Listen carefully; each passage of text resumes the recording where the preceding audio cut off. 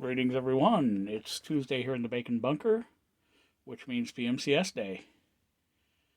That's where we inspect our vehicles, and this is one of the larger vehicles I have, so instead of being on the review stand, we're just going to look at it here in place. This is the 30th Anniversary Skystriker. I picked this up from my buddies down at Peddler's Post in Bolivar, Missouri. So, as always, we're going to start with the accessories. We're going to move on to the figure, and then we're going to do the vehicle. So I don't remember whether or not he came with any additional weaponry, because for the longest time he was displayed inside the Skystriker. So he has a flight helmet. The back of the helmet is fairly typical of a helmet. The front has a really weird faceplate that looks more like a deep sea diver than a pilot, but oh well, what do I know? He's got an airline that attaches to a tank that attaches to nothing. It just hangs loose. Doesn't attach in the cockpit, to the suit, nothing. He also has this tiny little sidearm. Now, for a small weapon, the detail on it is not terrible.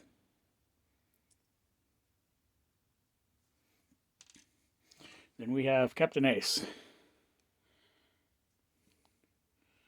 Now, as far as the head sculpt goes, he looks like any generic guy.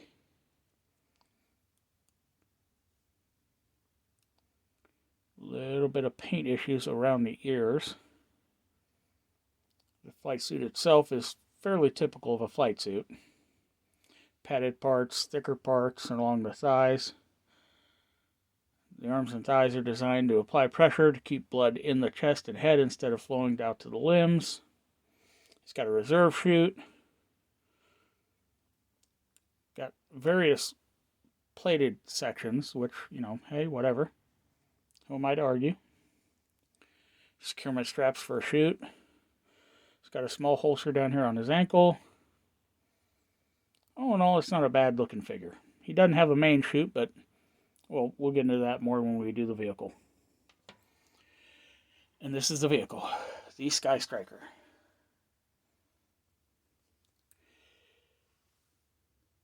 Now this is a Joe version of an F-14 Tomcat.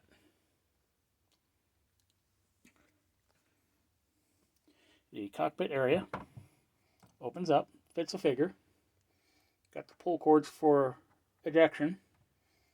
Now in the old one, you used to seat two, and each chute had a parachute. In this version, they've revamped it to hold one person, no chute. But they've got the sculpted belts in there, dual hand controls, a heads-up display that actually rotates up and down. Got a sculpted on nose gun with no additional paint. Or is that a fuel hose? I can't really tell.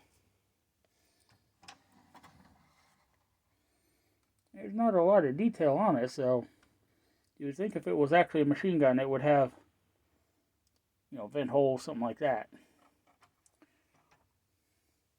Up here on the upper section, these do open up to reveal engine detail. There's one of those on both sides. Let's close that canopy down. Now the sticker decal sheet came with multiple names that could be placed on the aircraft. The front one being the pilot, the back one being the co-pilot. Now, this plane does not have a co-pilot. And in the original release, they had a fictional character they created that is only now getting a re-release in the retro O-ring line. But, Flint's the man. Looking at it head on, you can see the air intake for the jet turbines. Landing gear. Missile assembly.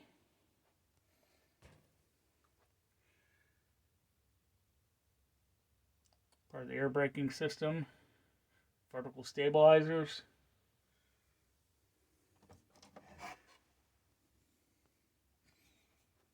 We have the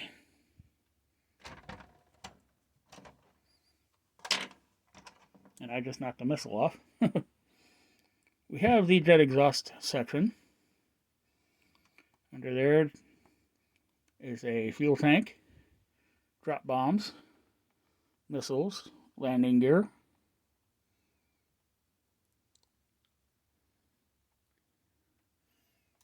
All in all, this is a nice looking vehicle. And this little switch on the back, let me see if I can get the camera set up in such a way that it'll allow me to go hands-free again.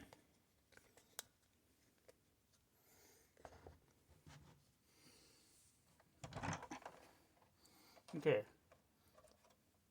Well, that's not really helping much, is it?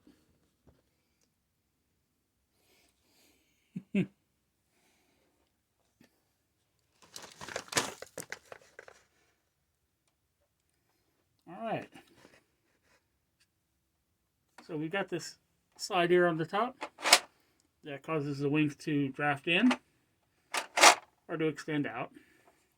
That same switch also controls the landing gear. Gear in, gear out.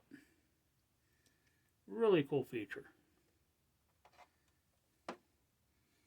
Now as for the bomb placement, I honestly don't remember how that's supposed to go. I know where 3 of them go. The other 2 sets are hit or miss. I'm not certain. But it looks fine like this, so why not keep it like that? So there you have it. Let's get this thing back on the shelf.